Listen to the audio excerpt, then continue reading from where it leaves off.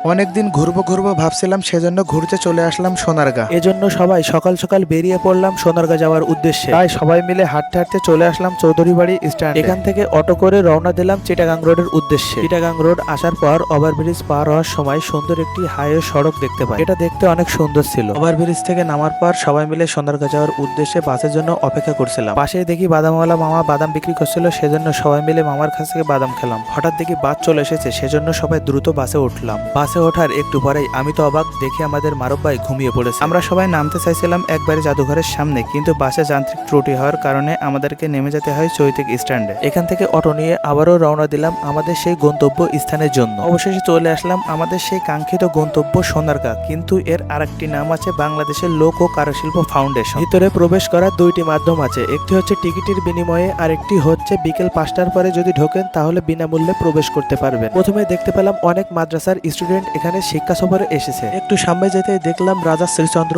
ও তার উত্তরসূরিদের রাজমহল, যেখানে তারা একের পর একদিন বসবাস করত। রাজমহলে প্রবেশ করে দেখতে পেলাম রাজা শ্রীচন্দ্র এবং তার উত্তরসূরিদের অনেক ব্যবহার করা জিনিসপত্র। রাজমহলের ভিতরে সুন্দর ও আকর্ষণীয় আরেকটি জিনিস ছিল, সেটি হচ্ছে রাজমহলের পুরো নকশাটা। রাজমহল বাইরে থেকে দেখতে যতটা না সুন্দর লাগে, তার থেকে বেশি সুন্দর এবং আকর্ষণীয় লাগে ভিতর থেকে দেখতে। রাজমহল থেকে বেরিয়ে আসার পর আমি আর তৌফিক ভাই একটু বাইরে ফটোশুট করে নিলাম। এরপর চলে আসলাম একটু সামনে সোনারগাঁ জাদুঘরে। এই জাদুঘরে আছে রাজা শ্রীচন্দ্র এবং তার উত্তরসূরিদের এবং পরবর্তী যে সকল রাজারা এখানে বসবাস করত তাদের সকল ব্যবহারের জিনিসপত্র, এবং আছে নকশিকাতা এবং পুরনো আমলের বিখ্যাত জামদানি শাড়ি। কিন্তু আমরা যেদিন গেছিলাম সেদিনকে সোনারগাঁয়ে যে বিখ্যাত মেলাটা হয় সেই মেলাটা বসেছিল, এবং এই মেলাতে অনেক দোকান বসছিল। এখানে কিন্তু দোকানগুলোতে সোনারগাঁয়ের অনেক বিখ্যাত জিনিসপাতি ছিল A to Z।